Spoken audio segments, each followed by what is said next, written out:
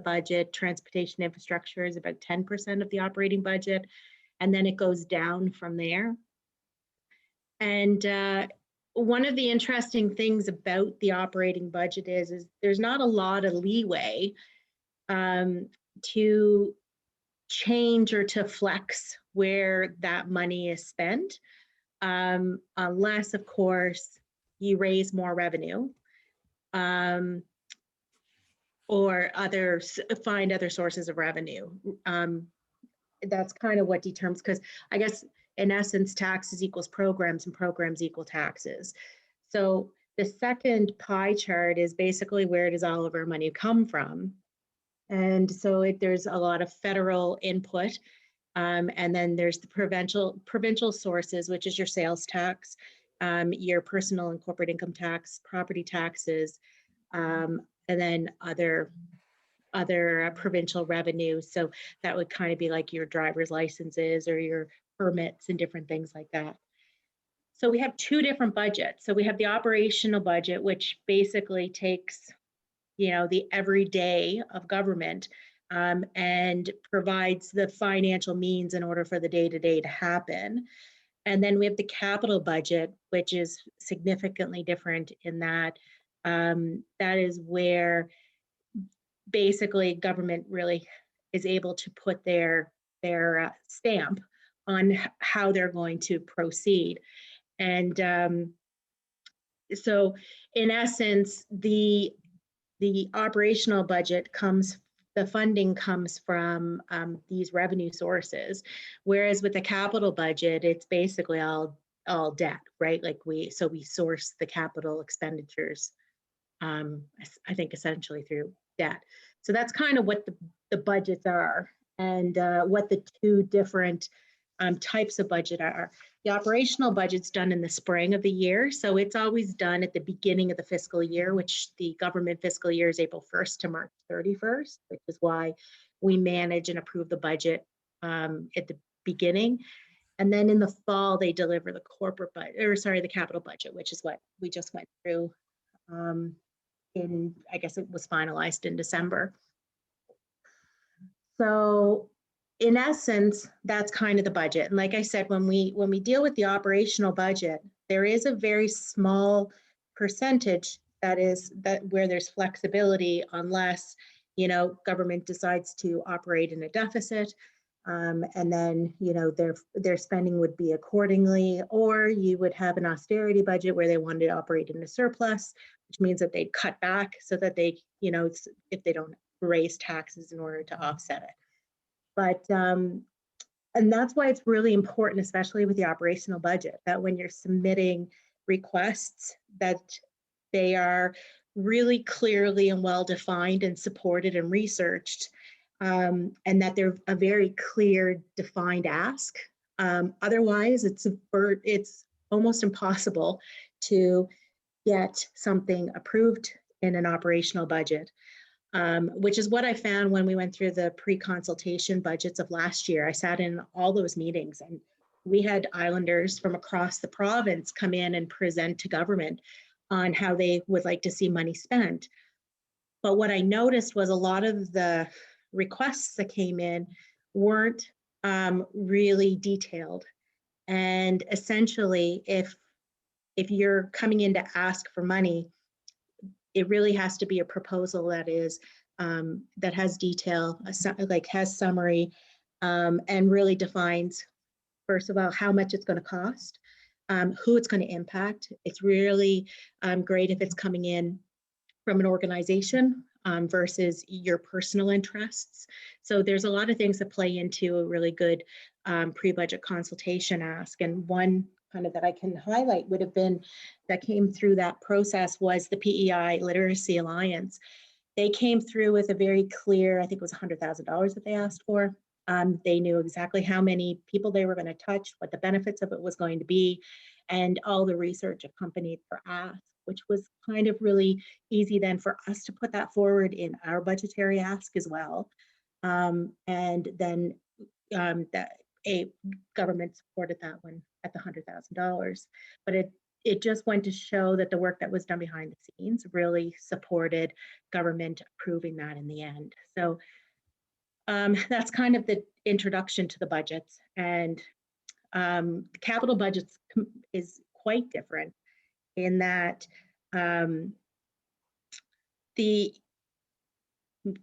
well, let's just talk about the operational budget. And maybe we do another one of these for the capital, let's talk about the operational. We talk about the capital budget. The capital budget can be big ticket asks, we found, without really putting a whole lot of support behind it. Like, because it's hard to cost out a school.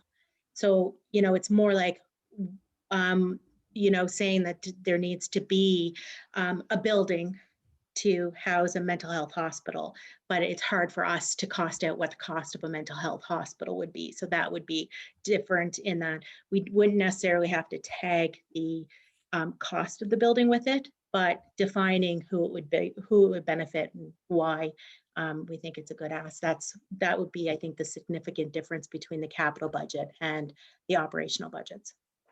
So Michele, I know that you said that there's a pretty small sliver of the budget that kind of changes from year to year, just because so much of it is tied up in salaries and things like that. Can you give us a sense of, how much money does divide the operational budget? And, is there sort of like, do you think there's like an imaginary funding envelope where the government thinks, we're going to allocate $25 million towards like priorities from people, that come to us from people or from the other parties? I'm not sure if they do that, Jordan. To be honest, I think it all depends on the time. Like right now, being in COVID, it's a spending government at this point in time. So I think that ideas that come forward right now would be more palatable than if it's an austerity budget and they're already planning on doing cuts. And then if they are already planning on doing cuts, the likelihood of them taking on other ideas from the public or even other parties would be less likely, right? If they're really trying to trim. So I'm not so sure if there is a blanket answer to that, just because of, I guess, the time or the year. I think that would change depending on what direction government's taking. Okay.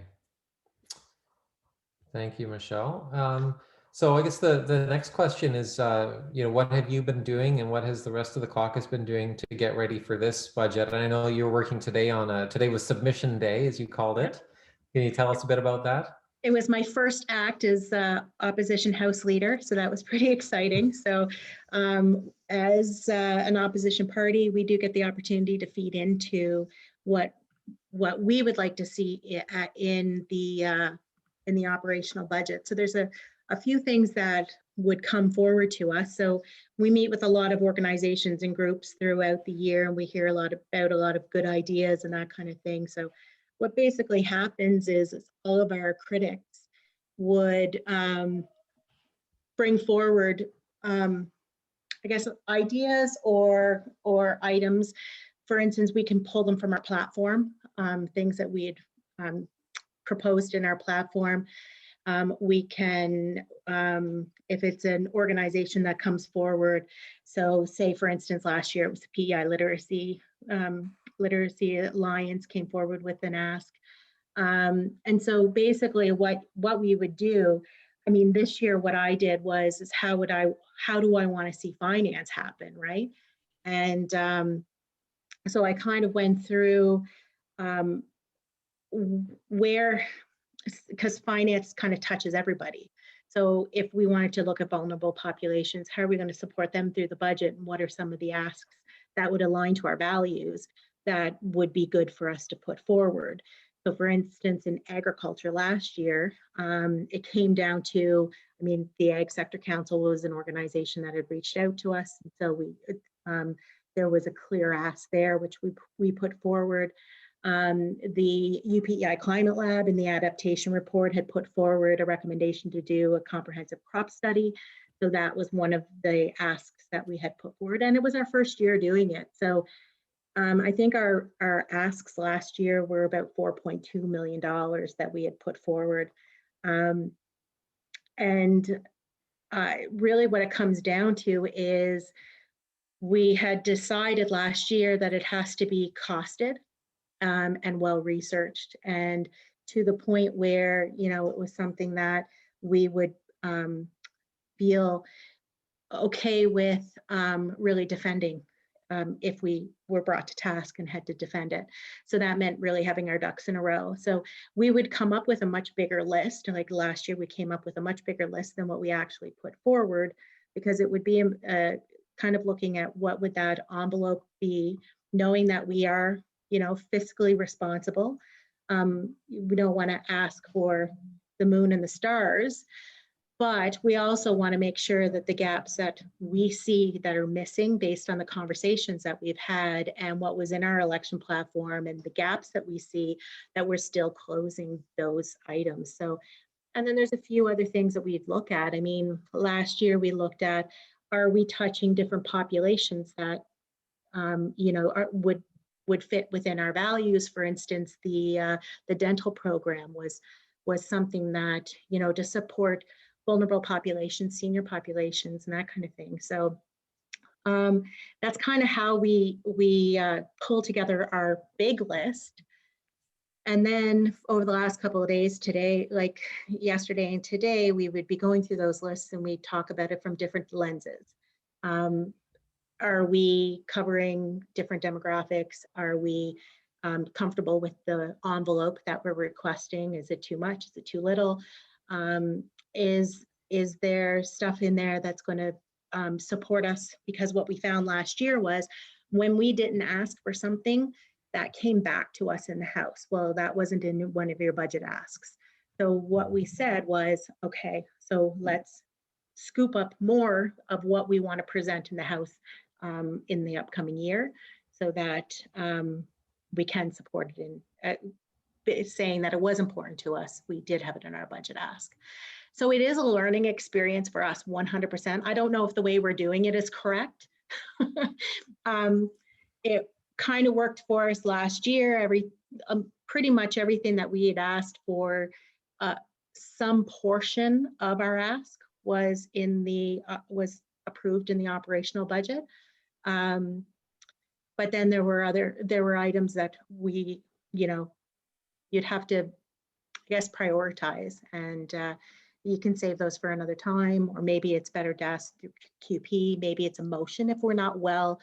If we don't have it well costed, maybe we put it through as a non-binding motion instead. You know, so there's also those ways to look at it. Okay, thank you. And so when you actually you know, you submit your asks and then the government comes out with its budget, what is it that you tend to watch for in those budgets, and how do you determine whether the budget is something that you can support? Yeah, so we get our budget information about an hour. We get to spend about probably a half an hour with the finance minister. We get it approximately an hour or 2 hours prior to them going in with media to then brief media. So for instance, last operation budget, I believe we met at 10 or 10:30, and then we were on the floor at 2. So it's a very quick process in that first day. So I believe at midnight the night before, we found out what budget asks of ours was going to be in the budget. So we had gotten a memo back.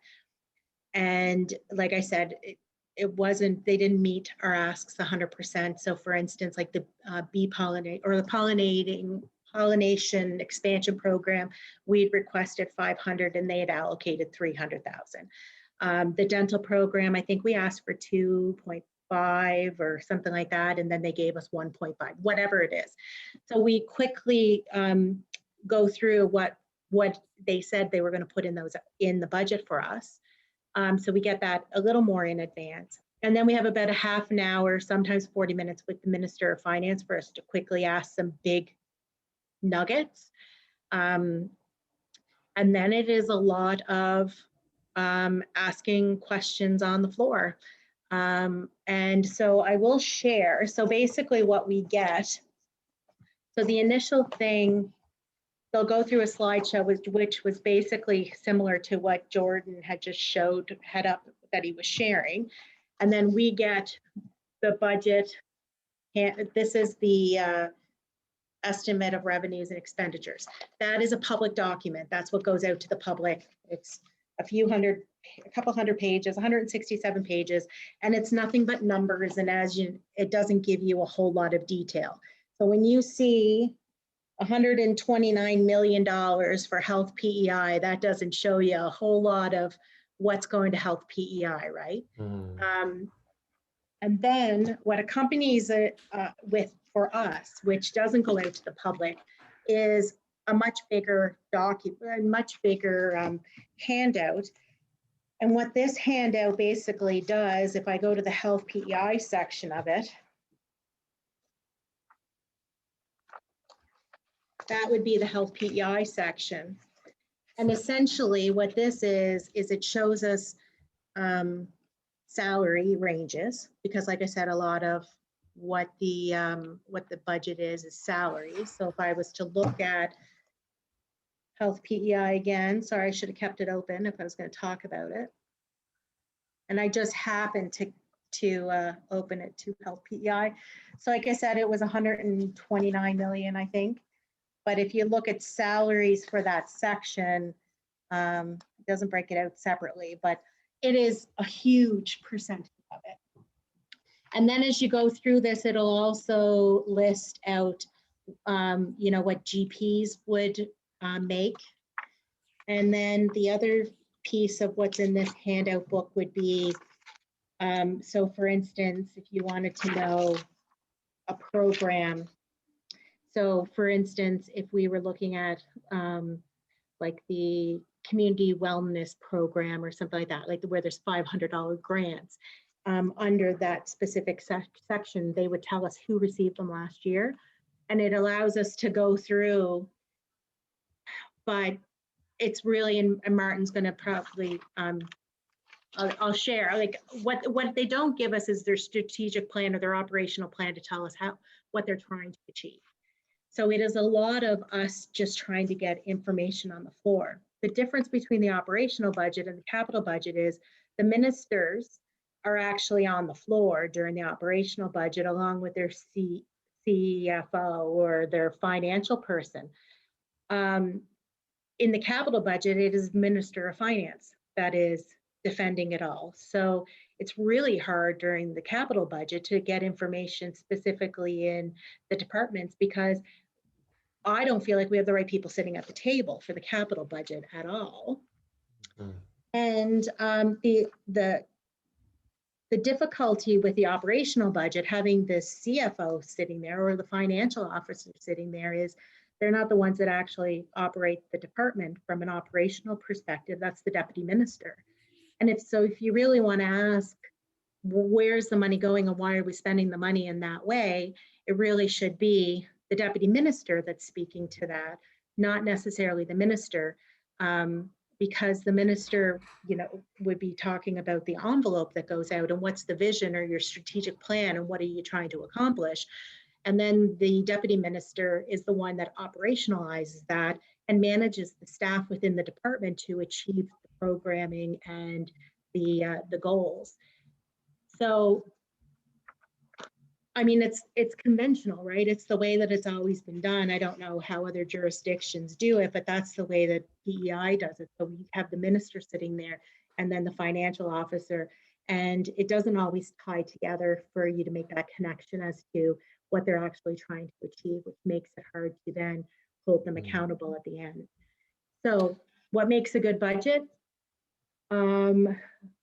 Well, for us right now, I mean, if it's not an austerity budget where they're cutting a whole lot of social programs, we also look at where like tax cuts and that kind of thing that really benefit the wealthier people.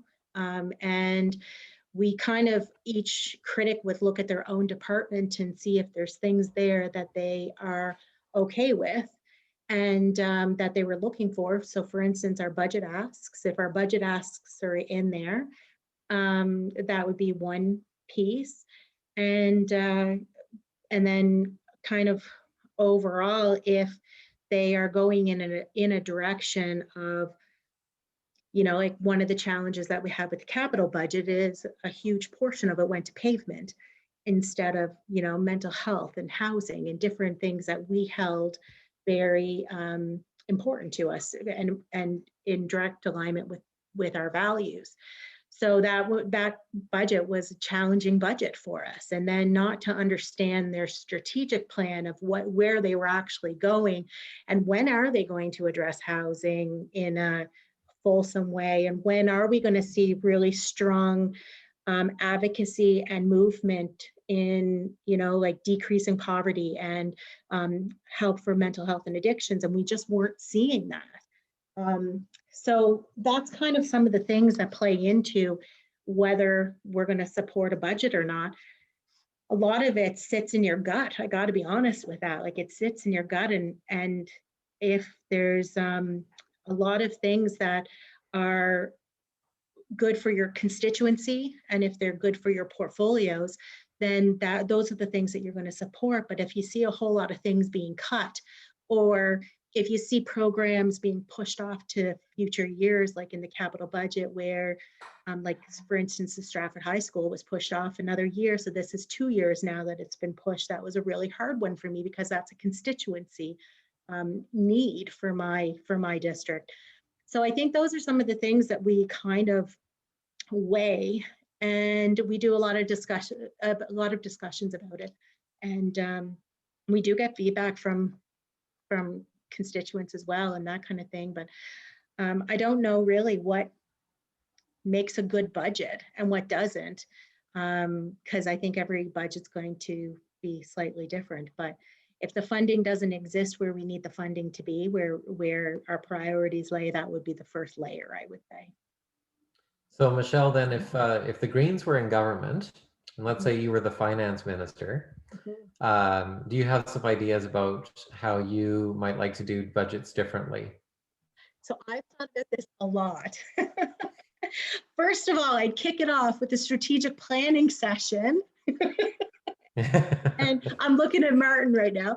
And I really think that what it comes down to is, I came from a corporate environment, right? And I had to fight for every single dollar that I had for my portfolio.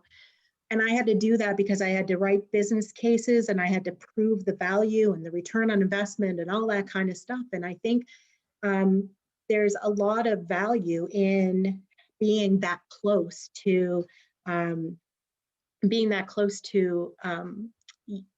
fighting for your money kind of thing. But what it comes down to is there's got to be a strategic vision or a strategic plan as to what you're trying to achieve, and each portfolio or each department should have that, and then how it aligns to the entire government as a whole as to what you're trying to achieve. And that should really come down to, what you had promised in your platform and where the vision is of where you're going to move forward, like where you're going. Because what you told Islanders when they elected you, that should show in your budgets, and that should show in your operational plans and your values. And then there needs to be measurements put in place for Islanders to hold you accountable as to whether you're achieving that or not. And so there's a couple of things that I would really like to see. First of all, we usually have status quo budgets. So very little, like I said, changes. And what I would love to see is a bottom-up build of some sort happen. Because, for instance, I was speaking with somebody who works in health PEI, and he's a social worker that works with mental health and addictions clients. And a big challenge for him, even though he's worked in health PEI for years, is there's programs out there that he didn't even know existed. So if those programs are sitting there and they're funded and nobody knows that they're not going to be utilized. Like, there was one example that he gave us where there is a program where a nurse, an RN, actually goes out with a client who, is recovering from mental health or addictions, to go to doctor's appointments so that they can make sure that the right questions are asked. And that's huge, because if you don't know the right questions to ask a physician about your health, or you don't understand what they told you, this RN, that program, that was this funded program, was there in order to be that intermediary, and to assist them. Well, that person's on maternity leave and nobody's backfilled, so therefore you've got a funded program where there's not even a resource that's even available for clients to use it. I think when we talk about programs, a status quo budget allows you to push forward something that may no longer even be valid, or it might have to be revamped. And I think that so one aspect that I would like to look at is ensuring that the programs that we are putting out are still relevant and work for Islanders. But then from the other side, really ensuring that the strategic goals that you're trying to achieve are reflected, and then that there's clear measurements to hold senior management accountable to achieve what they're supposed to be achieving in the first place.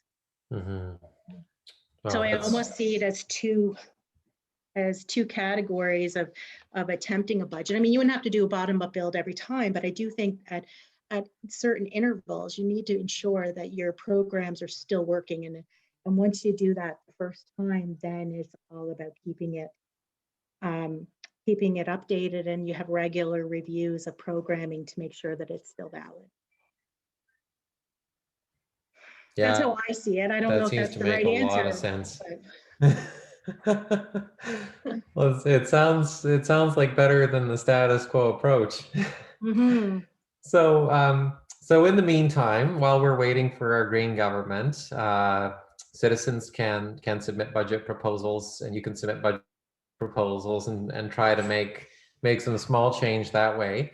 Yeah. And I'm wondering if you can just remind us again about some of the ingredients that go into a budget proposal that's more likely to be accepted by the government. Yeah, okay, sure. So I did a lot of homework on this today of how I would kind of bubble it down, but basically, and there is a really good federal pre-budget consultation process that is on the federal government website too, that kind of will help you go through the stages.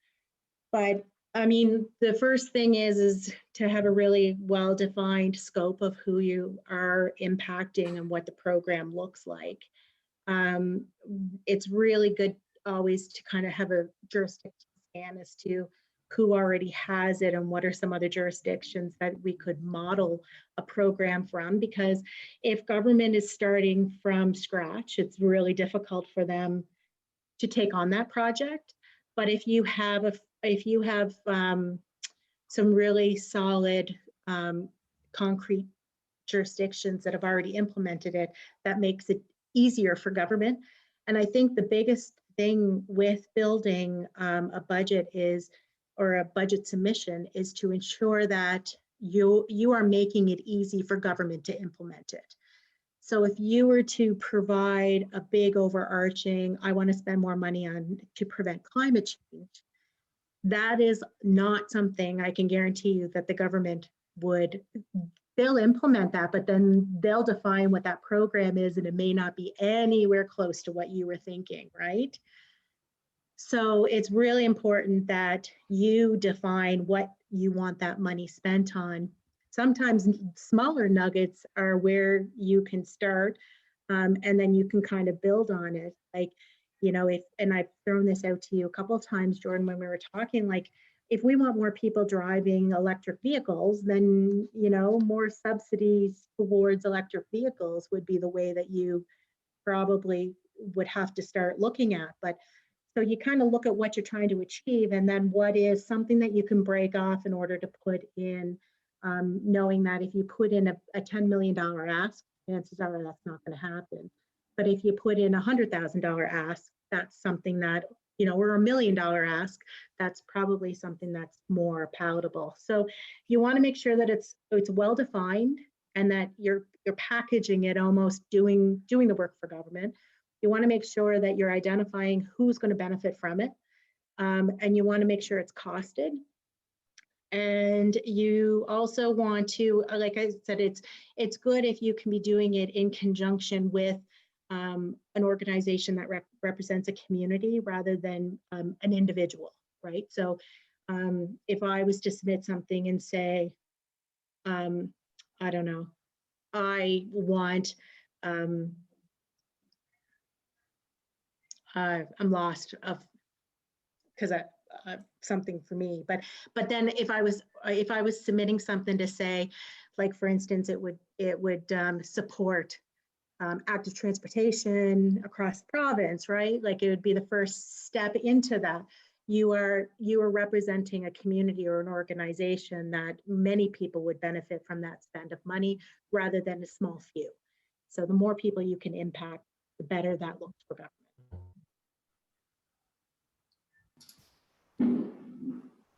So when people submit these kinds of budget proposals, what kind of process are they to be filtered? Like, is Darling reading them all? Are they going to her department? Are they going to staff, other ministers to look at and evaluate? Like, who is the gatekeeper to determine whether that's going forward? Because I guess that's what we want to kind of write it in a way that is going to appeal to them, I guess, right?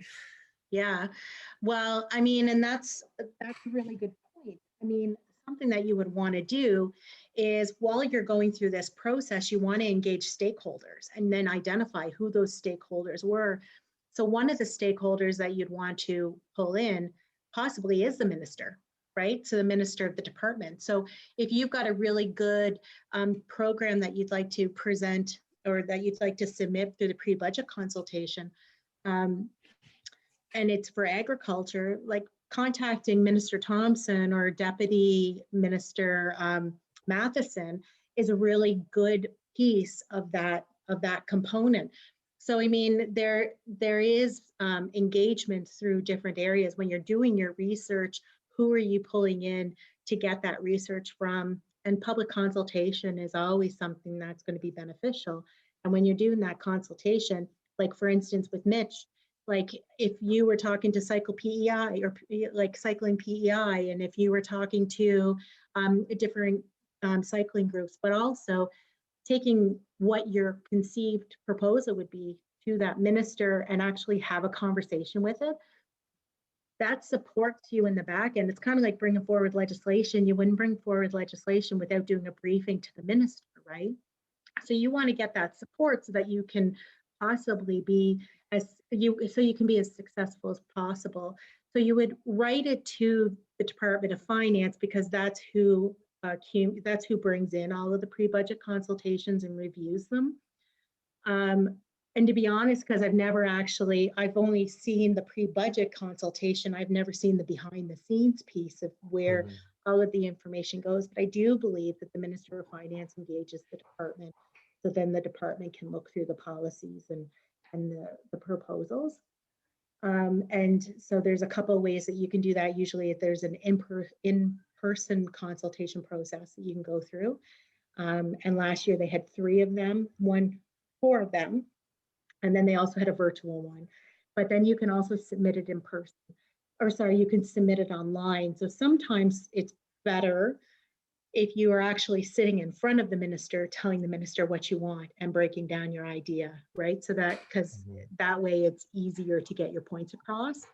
And there's a virtual session on the 12th that if you have an idea, then you can register and present that directly to the minister.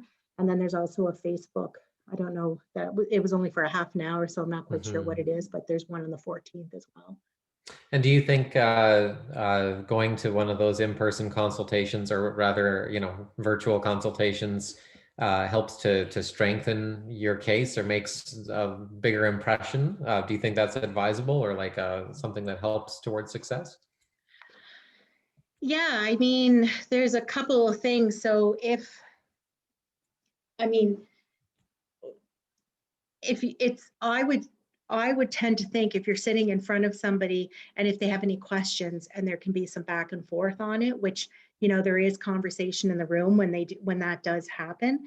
The minister does begin everything with, like basically she is the person who has to say no. And because, they have millions and millions and millions of dollars of asks, more than what they'll actually approve. So I would suggest that if it is a complex one, that you actually do an in-person session, but you can also request to present straight to the Minister of Finance and to their folks if it's a more complex ask, so that you can walk through it. And I mean, when you present something like that, though, I wouldn't leave it to a month before the budget comes out. That's something that, you'd want to back up a little bit, right? So that you have some momentum engaging the departmental minister as well as the Minister of Finance, or maybe even meeting with them both, depending on how big of an ask it is. Okay, thanks. So I believe that we have at least a couple of people on the call here who have proposals that they're considering sending into the Minister of Finance. And so I'd like to invite you to share your ideas with us if you like. Can I just get anybody who'd like to share an idea with us to just let us know, and then we can sort of plan for that? Oh, Mitch has one. Okay, great. And sorry, I'm just going to turn on my gallery view so I can see everybody. So Mitch and who else? Martin. Okay, great. So Mitch, do you want to kick us off and share your idea with us? Sure. Thanks, Jordan. Firstly, thank you for doing this. This is great, and I'm sorry I missed the deadline for the first submission to the Green Caucus. I didn't know that was happening, so snuck under my attention.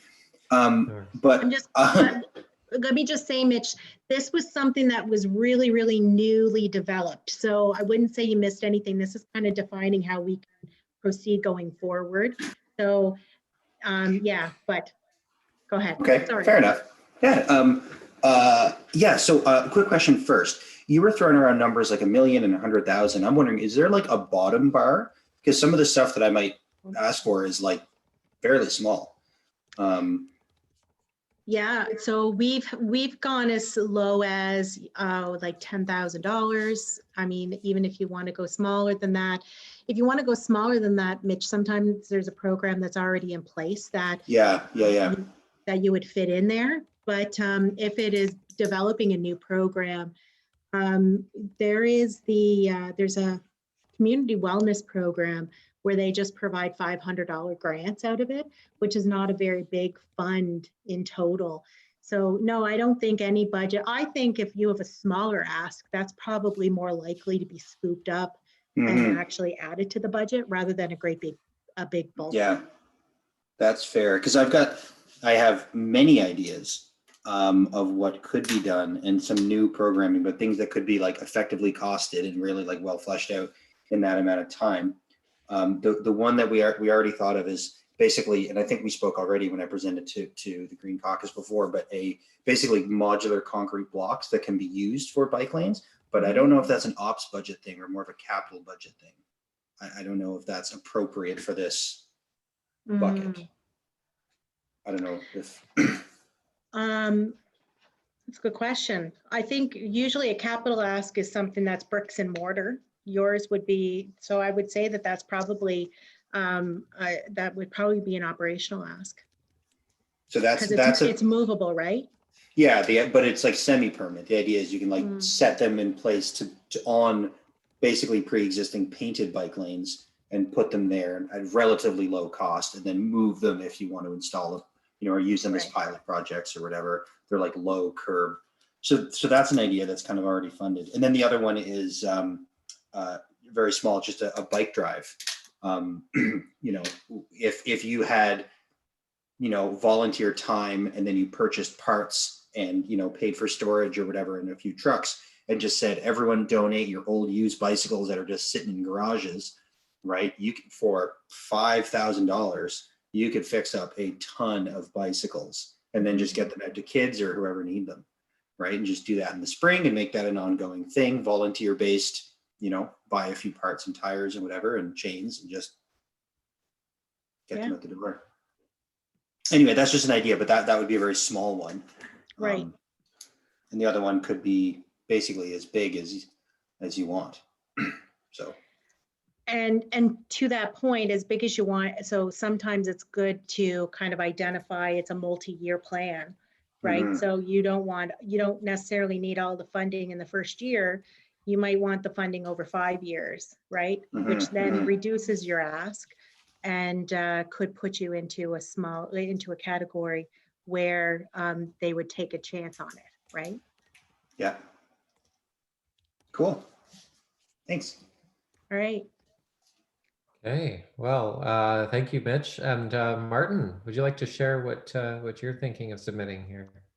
Yes, thank you very much. And Michelle, I also want to thank you very much for arranging this session, and Jordan, for you doing your usual quarterbacking, great quarterbacking there. It's nice to see everybody else on the call here. And Michelle, you did a great job of sort of describing what the budget process is and financing of government programs, the kind of expenditures we make, both operating and capital. And you also did a really good job there of alluding to some of the issues that I've raised in terms of the actual process itself for the development of budgets and for the management of government expenditures, to hold government to account for how those expenditures achieve the kind of objectives that government has and the kind of outcomes it wants to achieve. Unfortunately, in PEI, missing in action are the kind of management practices and the kind of accountability frameworks that allow government to demonstrate that they are in fact achieving good outcomes for the monies that are being spent. There's nothing in place. Other provinces have developed performance measurement reporting frameworks that Michelle has alluded to, and report to the public on how well they are actually spending public funds. Just to go back for a quick basic concept. In the private sector, you measure success by the bottom line of a company. If a company makes profit, it's doing very, very well. In the public sector, to measure its performance, you have to do much more work in order to demonstrate that the monies that are being spent are good. As Michelle pointed out, in some years you may have to do deficit financing because you have to spend more money, and in other years you may have to get a surplus because that is for economic purposes. For other reasons, you may need to get a surplus, but it doesn't mean just because you run a deficit that you've done poorly, or that you have overspent your budget during the course of the year that you've done poorly. It means, but you have to have measurements of how and why that's done.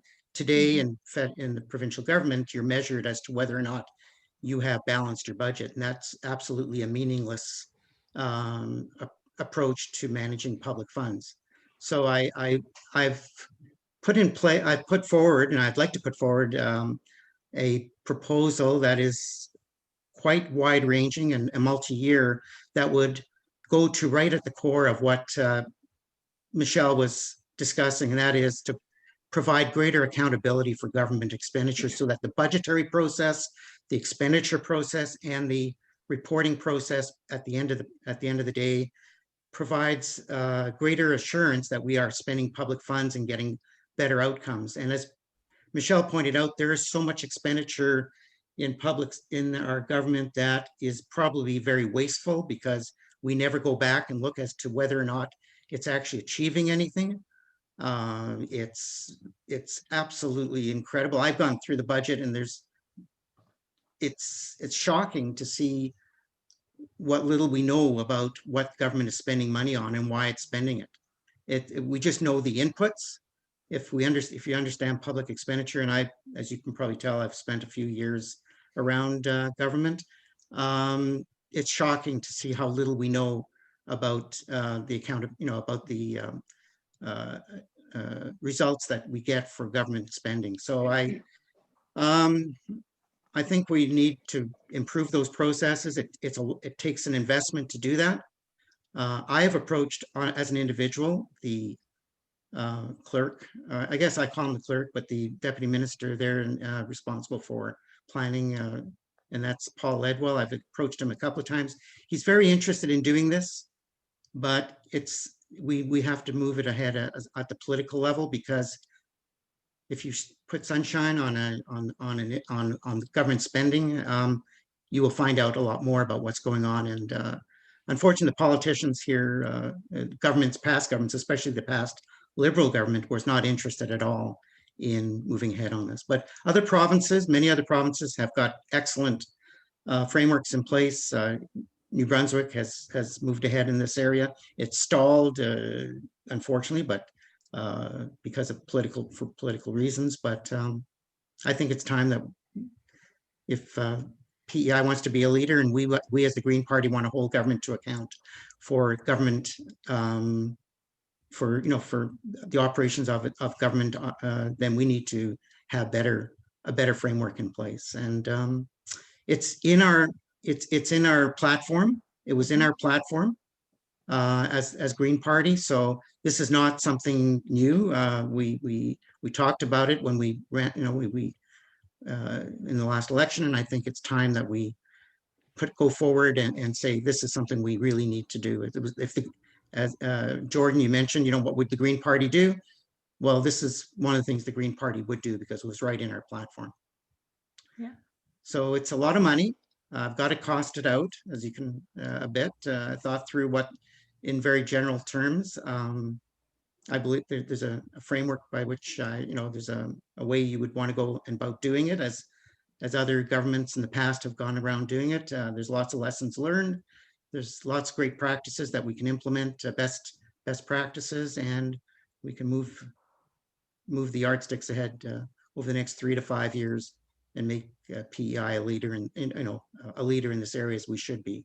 And as a small province, it should be easy to do and leading in it. So that's my pitch. What I wanted to ask at this session, though, is you've come up with some different ways of proceeding, Michelle, and I'm really excited about the idea of sitting in front of Darlene Compton and telling her what this is about. But it really worries me too, because that's not, we shouldn't be talking to politicians about these things. The politician shouldn't this should be the deputy minister that is responsible for putting in place the proper practices and operational frameworks that are needed.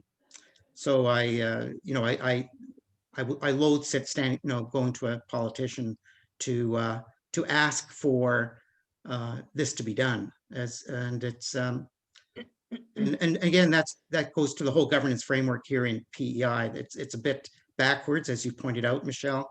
Why is the minister sitting there defending operational budgets when they're not responsible for it? It's the deputy minister that is accountable is the accounting officer to ensure that the monies are being spent with good value for money. So I really don't, it's a challenge here. So if I have to go sit in front of Darlene Compton, I would love to have you come with me, Michelle, and we could go together and we could talk about this. That would be, I think that would be great. Well, and I will share, Martin, that at those pre-budget consultations, it isn't just Darlene. So she does have her deputy minister there. Okay. I believe his name's Simon Lee, who works a lot with putting the budget together. And then Jennifer Donovan McDonald, anyway, you know who I mean. She also attends them. So, I mean, Darlene would be the person who is the front person of it, but the staff is also there taking notes and working through that. So, and I mean, performance, like the performance measurements, there's so much around that supports the ask. The Auditor General requests it in pretty much every value for money audit that they do. And I really see a strong motion around it. I do know that that is a really big change for government to make, right? Because it's not just in one department, it's straight across the department. So it's a fundamental change, which can be scary for them. And they have to be open to it. And I think I shared with you, Martin, that Minister Compton had said to me, you know what we need? We need performance measurements. I'm like, yes, we do. And I think that it's the idea of how do they implement it, right? Which it would be great to get them on board to do it, and then go through like a tendering process in order to get experts in to actually build that for them, right? I just, exactly, Michelle. And I just wanted to add a little bit to your description of government expenditure. There's really three main kinds of government expenditures. One is the operating expenditures of government, as you point out, mostly salaries and the supplies and services and all the things it takes to operate the buildings and all of that. So the operations of government. There's the second part is the cost of the assets that are used to support the delivery of those, and that's the capital budget and all the spending that goes on there. And then the third part, which is something you didn't mention, is the transfer payments. We transfer payments to individuals and other organizations to deliver on behalf of government programs and services that government feels are better in those hands. So it's those transfer payments, the contribution payments that you approve in each of the department's budgets. And that's you're talking about so for a contribution, if you're asking for a budgetary item for contributions or grants, it's different than if you would be asking government to implement an operational program that would be achieving an objective. So I think you'd want to adjust your proposal different, in a different way for each of those kinds of budgetary items. Yeah. So, Martin, are you submitting your ask for this round, for this? Yes, I've been trying to find a way to see government move ahead on this initiative for since I got here and realized that government wasn't operating at a very high level. Yeah. And as you say, the Auditor General has been pushing this very strongly in most of the audits that they do, all their performance audits. We acknowledged it as a Green Party that we put it right in our platform. So yeah, I would love to put it forward for this round. I welcome your leadership in terms of making sure that we put it forward in the best possible way. And I'll do whatever I have to do to make it as attractive as possible for government to say, yeah, we want to spend a couple of $1 million on this next year because it's the thing we need to do. Yeah. And I wonder, Martin, is it even possible to break it down so that it's, quote unquote, a pilot where they take one department and implement it into one department and then move forward from there? I didn't put forward a really, really detailed costing proposal at this point, but yeah. The proposal is to pilot it and to implement it over time. So it's not a one shot, it's not all 1 year. Yeah. Because even and I don't know if it is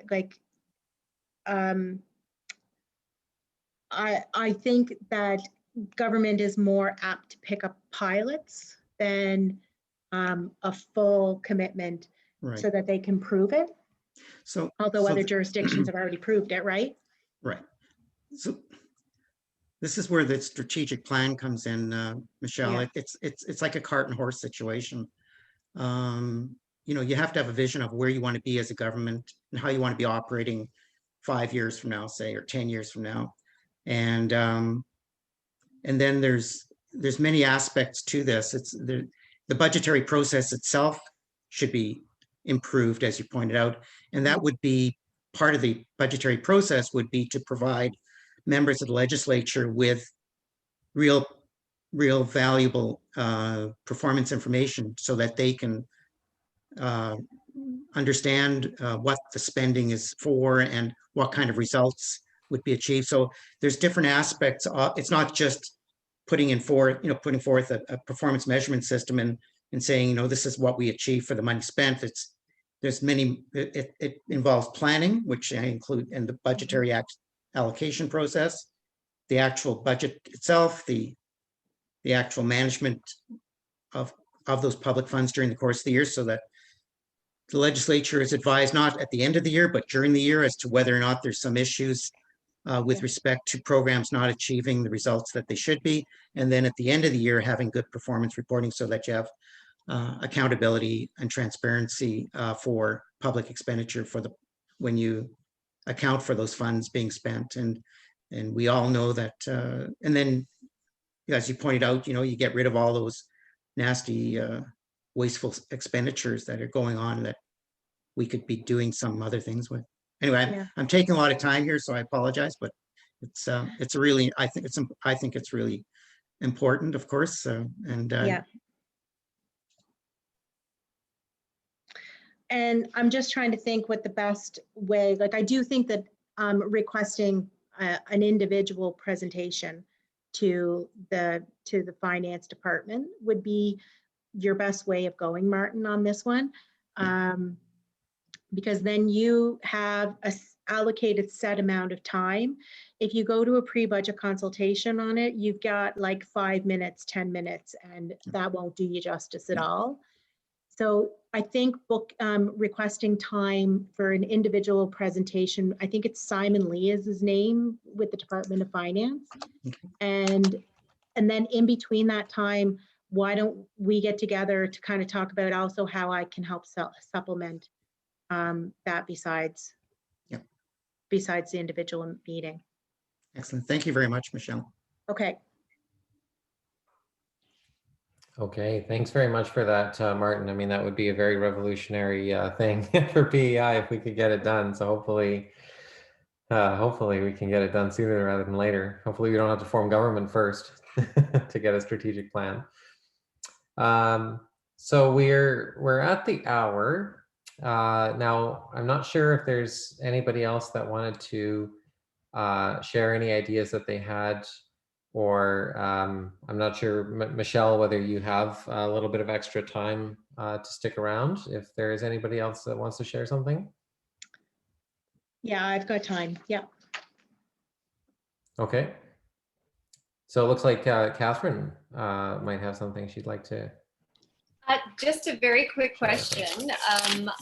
The island-wide transit just keeps getting kicked down the road and kicked down the road and kicked down the road. And I'm just wondering if the Greens are planning on putting a budget proposal together for that, or someone is, because it just seems to be, I don't know why, it just never seems to be put on the table. I know it's not a cheap thing to do, but I think over time, the benefits, of course, we all know would be extraordinary. Absolutely. And this is something, Catherine, that we have talked about. So for instance, and we come back to this frequently, actually, because Dawn Wilson, last December, when she made her speech on the Day of Remembrance for the Montreal Massacre, one of the things, so Dawn listed 3 calls to action, and one of those calls to action was island-wide public transit. And so we reminded the Premier, he was in the room when she gave that speech and what the 3 calls to action were. We reminded him a couple of times during this past sitting because that was a powerful speech that has not left me, because it has so much impact, and it's not just on the environment, it's actually on people's lives and their safety. So we didn't put a budget ask in for this one because of the vast amount of it. However, the minister did commit to really, really aggressive targets. And we're expecting him to come forward with basically a plan as to how he's going to achieve it. And that's Minister Myers. And so we're looking for that this time in this upcoming sitting. And that's something that we will be asking for definitely to be incorporated in that overall strategy. And so basically we're waiting for them to come forward with that framework. Steve would be a great guy to talk to about that. Definitely it's something on the minds of all of us, because like I said, I mean, we can relate that to so many different aspects of things that we value. It just happens to land in transportation, infrastructure and energy, but it impacts so many other portfolios, from social development and housing to health and wellness to everything, right? So just to be honest, we didn't put it forward because that is a logistical thing that would be very difficult for us to try to coordinate, knowing that there was a net zero plan coming forward. So I think that's the strategy that we'll look for in that, Catherine, but I'll take that back to Steve as something that we should look at how we're going to coordinate efforts in order to keep bringing that to light and hold them accountable to it. Because that's also the issue, right? I mean, even if we commit, if the government commits to doing it with that net zero in mind, means that we have to spend more money off the top, right? If we're going to get electric buses or whatever we're going to do. But I think that's a really strong commitment, and that would show that that the government is committed to make those goals a reality on both fronts, you know. Yeah. Now in this last budget, sorry, I'm being distracted by a cat that seems to be demolishing something over in the corner. There was a capital commitment to purchase electric buses. Now, I believe that those are school buses. And not transit buses. So, and I do believe that there was one electric transit, but Steve is really the guy from that front for the overall strategy. So that might be a good engagement, Jordan, is to, and I don't know if Steve's already done one or not, but like an Ask Me Anything, or even asking how he plans to hold that minister to account for that ask. Yeah, I know there's huge interest in transportation issues in the Green Party, and actually Pauline was just asking me through the chat here, you know, about whether we could do something on active transportation as well. So yeah. So I'm definitely going to pitch that to Steve to have a whole session, because there's a lot to dig into on that. Yeah. And a critical timeline. Oh, Boyd, sorry. This is also a very critical timeline, because it's been there for a generation, and it doesn't seem to get that momentum that it needs. Yeah. And this would be certainly the appropriate time for it to develop that momentum. Yeah, it absolutely. I just want to make sure before we go that if there's anybody with any other quick questions, like general kind of budget questions or questions about making submissions that they'd like to ask, that they get a chance to ask that. I know Peter had messaged me earlier with a question about the dental program ask that you made last time, which the government basically allocated half of what you requested. Yeah. And so Peter Rukavina here was wondering, so which half do they fund, you know, and who decides that? Is it government, or do they consult with you, or how does that work? And so somebody asked a question about that, didn't they? Or maybe you asked me to touch that and I didn't touch on that. So basically what happens is we submit an ask, and they come back all kind of like a counter ask, or even if it is if we're working within our caucus and we're trying to come up with the budget amount that we're going to request, sometimes that number is way too big. So instead of asking to, oh, like, let's say we want to get, I'm going to go with electric vehicles just because it's an easy one. We want to get 100 electric vehicles on the road every year for the next 10 years in order to accomplish a goal that we've set out. So I'm just throwing out round numbers. Now, there is the goal, but if we need to cut back a bit, what we might do is say, instead of 100 vehicles, if we did 75 this year and then ramped up faster over the next few years. So the challenge that we have, so first of all, Peter, the challenge that we have with that one is you know, we would agree that the total amount is best, but at least helping some is better than helping none. So we would take a portion of it if that meant that we are going to help some. It just means that it's going to take longer to help everybody. And then the other aspect of this, though, which is what I find we've got to watch like hawkeyes, is whether governments actually implemented the program. And that dental program, they haven't actually implemented it yet.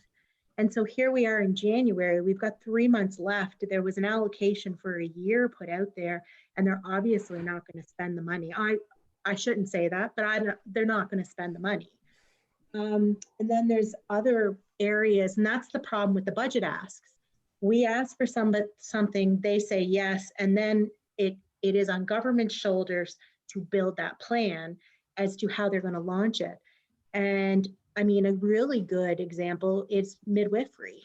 I mean, midwifery was announced in 2019, and here we are 2021, and we haven't even started the program yet. So that's another example of it being pushed off. So that is part of our job, to hold them to account as to why they haven't done it yet. The pollination expansion program is an example. Can you see her? Is an example of, I followed that one through, right? Like I had people within the industry that was keeping me up to date. I was touching base with the minister and I was asking questions about it. And it was like really, really trudging through 20 feet of snow in order to keep that one moving. But that's what has to happen in order, because it's a squeaky wheel, right? And whoever is kind of yelling the loudest. So that's part of the problem is, and we've realized that, Ava, and we've realized that if we ask for something and they say that they're going to do it, we have to make sure that they do it just like any other thing. It's not just that they've put it on the list. And so the government, if they decide that they're only going to give half of the amount, it is up to government to define what the program's going to look like and who they're going to service with it. So potentially, I mean, if that was an income criteria, maybe the lower income would be eligible for it first, and then you raise the bar so that maybe if somebody that only earns $18,000 a year would be, but we wanted it up to $25,000 a year, maybe we just deal with the fact that they're going to set that eligibility at $18,000, but then we push them to raise it up over the upcoming years. There's different ways to deal with that, but unfortunately, because we're not government, once it gets in there, it's really up to government to build a program. Okay, Hope that answers the question. Yeah, let us know if not, Peter.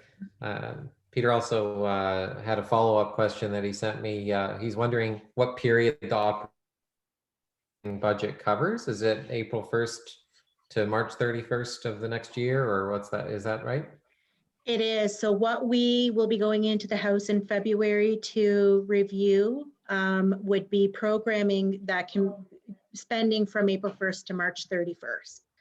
Now, it might be a program that they say will launch September 1st, right? And then and their spending would be allocated appropriately, but the fiscal year is April 1st to March 31st.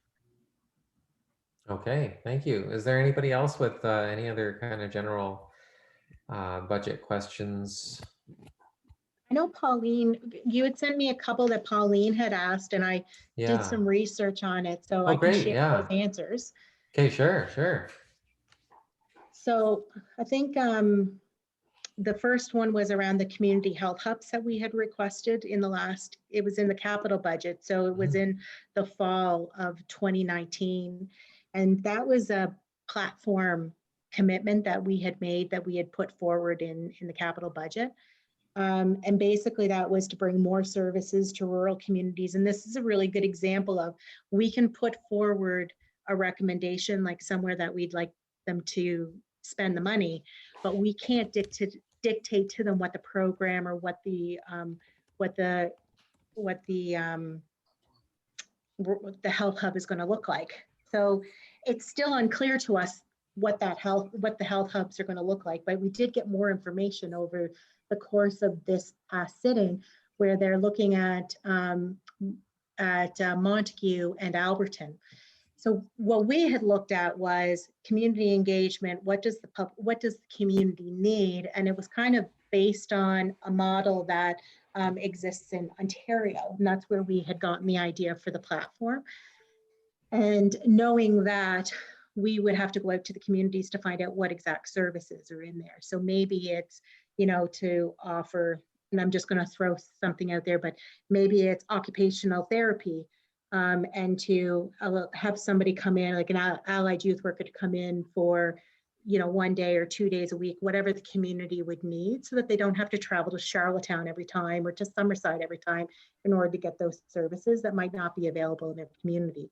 So that was a vision we had, but I don't think that's what it is that they're going to deliver. I think it's going to be something much different. And the Minister of Social Development and Housing and the Minister of Health seem to be working on this together, and there might be some sort of long-term care facilities available in their interpretation of what a health hub is. So that's just a really good example of how we can put an idea forward, but they don't necessarily have to adopt our idea 100%. They will kind of do their own spin on what it's going to look like. Yeah. Hey, Martin. You're on Yeah, mute. just Michelle, I just wanted to remind you, and first of all, thank you very much for putting forward the review of the implementation of government procurement legislation on the agenda for the Public Accounts Committee. I think that was really, and it looks like you got good support there, so that was good. Yeah. Yeah, I'm looking forward to it. It'll be interesting, but I also wanted, it has a budgetary impact.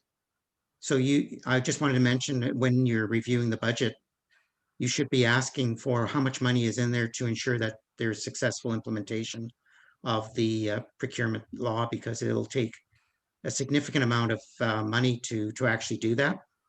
The systems, practices, the strategy that I mentioned in my as a first step. I think they need a strategic a strategic approach to how they do it, as opposed to just plowing ahead and doing it. So anyway, Okay. just thought it has a budgetary implication, as No, does thank you. as does the idea of potentially implementing a performance audit across municipalities. Is there money? Oh, okay. Okay. Okay. Michelle, I also see that Mitch has had his hand up here. Oh, for a sorry. question. Sorry, that was from before. Oh, it was all the way from Yeah. before. Okay. Yeah, sorry. I forgot that it was still up. No worries, no worries. And Michelle, I know there were a couple other questions from Pauline. Did you want to address any of those other ones? Yeah, I'd love to, because this one, I'm really excited to be able to give an update on this one. So it is the community wellness research with Lori Brinklow. And that one, if you recall, that was a budget ask that we had last year, but also Peter brought forward the Wellbeing Measures Act in order to support this research, so that we're not just measuring based on GDP, but we also have legislation to guide us on the overall wellness of islanders. So what happened with that, and I don't know if you saw this, but this is the vital statistics that came out in 2019, and this was in conjunction with the Community Foundation of PEI, as well as the Institute of Island Studies.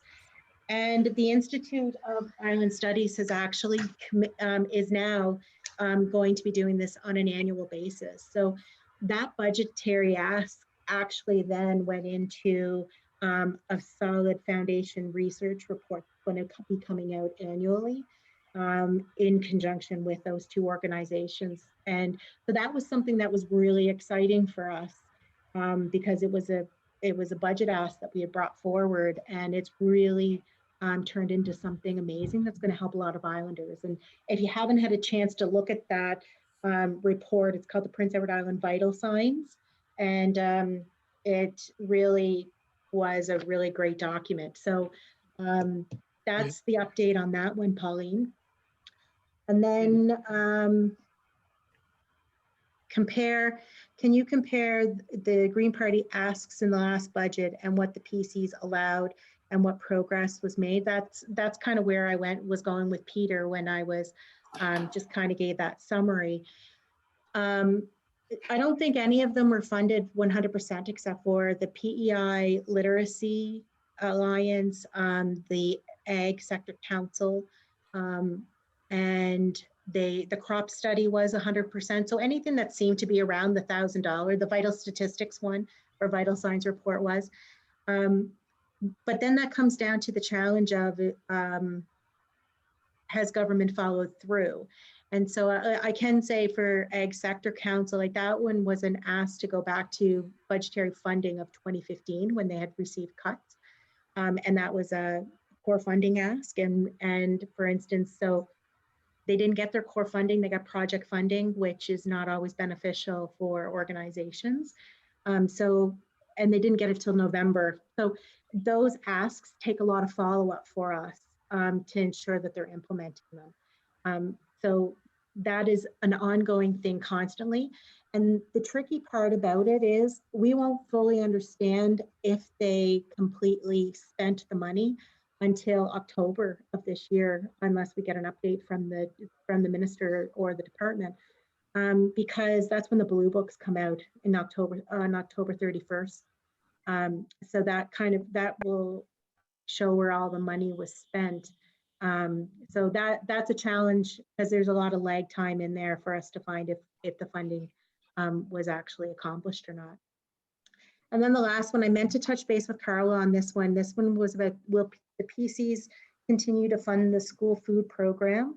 And that we've heard a call to pilot a lot. We certainly will be relentless to continue that program and to improve it. And I know Carl has been asking for take rates, so how many meals every week are being requested and from what schools. There was a packaging issue, which I know Carla brought forward because they weren't using recyclable containers. So that I know that was a challenge. And then there was also, what we were concerned about was menus. And that's why we were asking what the take rates were and if they were declining, because we were hearing from some of the lower elementary schools that the different menus may be too mature for younger taste buds, but they've just launched a new menu. So I don't see any indication of that not continuing. And it certainly would be a fight on our side to maintain that program because it is extremely important as far as we're concerned. So, but we haven't seen any statistics or any data collection on that yet to this point. Okay, thank you very much, Michelle. And thank you, Pauline, for all those great questions. I had actually one question that I had earlier in your presentation that I forgot to ask you, Michelle, which was you showed us that really thick binder of detailed information that you get, which you said isn't public. And I'm wondering, is there a reason why that's not public? Is it considered to be confidential information that only MLAs can see, or what's the deal with that? No, so we've gone through it twice now. So this was the, and they did give it to the media in this last budget. I think it's just because the vast size of it, right? Like, and I believe they tabled it in the last in the last operational budget. They didn't actually table it in the one before. So that it wouldn't have been public then if it wasn't tabled. And it wouldn't stop me from sharing any of the information in it because to my knowledge, it's not private information. It was just for some reason they never tabled the document, but I do know they did give it to the media in the last budget, and hopefully they'll continue to do that. All right, you think they could just put it online? It's got to exist in a digital format, right? Agreed. Yeah. because you wouldn't want anybody to print it. And just to kind of show you the stark difference in what we get for the operational budget, I'm going to show you that pile of paperwork is what we get for the operational budget. And this is what we get for the capital budget. Yeah. Nothing else to accompany that. So legitimately, we get a book that looks like this. And on that page summarizes $20 million. Yeah. And that's all the information we get as to what they're spending that $20 million on. That's why this process is so challenging for us to make informed decisions and to vote on it when there's so little information provided around it, right? Like that, I mean, this budget represented $197 million this year, and half the pages of the 37 pages are empty, right? Like, anyway, so I just wanted to share that because I thought that would be interesting as well when you see the differences. Yeah, that's a pretty stark visual there. Yeah. Well, we're almost at 8:30 now. So I think we should wrap this up. I really thank you very much, Michele, for all your insights and for everything, and everybody for spending your evening with us today, sharing your ideas as well.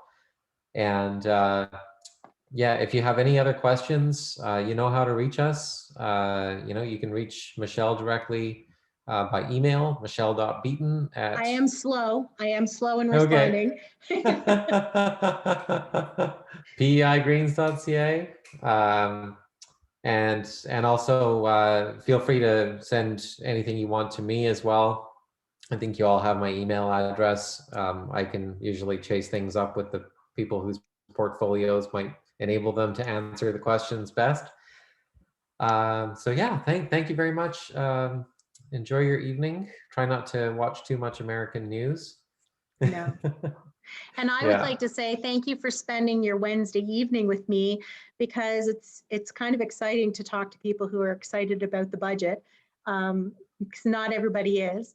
And so I just appreciate the interest in it. And this engagement was the first time that we looked at how can we engage the membership on future budgets, and to help us to prioritize, right? Because what we want to see ourselves doing is obviously representing the party in with the same values that you all know and that we all work so well around. And so part of it will come down to we'll figure out some way in the future that when it comes to prior to the capital budget, I'm going to talk to Patrick in our office about it, of how can we start this engagement process way further ahead so that then we can actually start working things into some really great budget asks going forward, and even help us for the next, because I mean, we have another election coming up in 2 years, which will be gone in a blink of an eye, but also helping us to get towards that place also, so that for election readiness, because we know that we're not going to be able to ask for everything, but certainly it will help us kind of start laying out our plan and our goals for the future. So we'll work on timelines and then put that out. And I'm thinking, Jordan, I'm just throwing out, but even late August would probably be a good time frame to start doing these kinds of calls. So then that gives us some ramp up time to be able to get some good research done and some good policy briefs done around it. Yeah, because the fall sitting is going to start in October, right? this Yeah, year. but I'll be honest, like with the fall Mhm. sitting, that's in October, which would mean for capital asks, we would actually have to engage probably right after this spring sitting Mhm. in order to be able to start doing the research around it, because we really like our research to be sound so that, I mean, when we put forward our budget document this time, it's a pretty substantial document that we put forward to government around our asks, because I mean, the first time around, we did a lot of low hanging fruit. Now we're getting into more complex policy ideas and maybe some bigger asks, right? So it takes more research around it. So anyway, so I'd like to get a better runway so that we can, you know, work together and make sure that we're representing the ideas that we want to put forward. Yeah, no, that's so great. I mean, and you know, I was talking about this with Maria earlier today too. You know, she's chairing our policy process committee, and you know, we see this as kind of part and parcel of our not only our policy development process, but our ideas generation process for our platform, like you said. So so anything we can do to get more members' ideas and to support members in building that capacity to come up with really solid proposals, you know, I think that will benefit everybody. Awesome. Okay, Thank you, well, everyone. good night, everybody. Good night. Bye, guys. Bye. Thank you. Take care. Thank Night. you. Thank you. Thanks so much.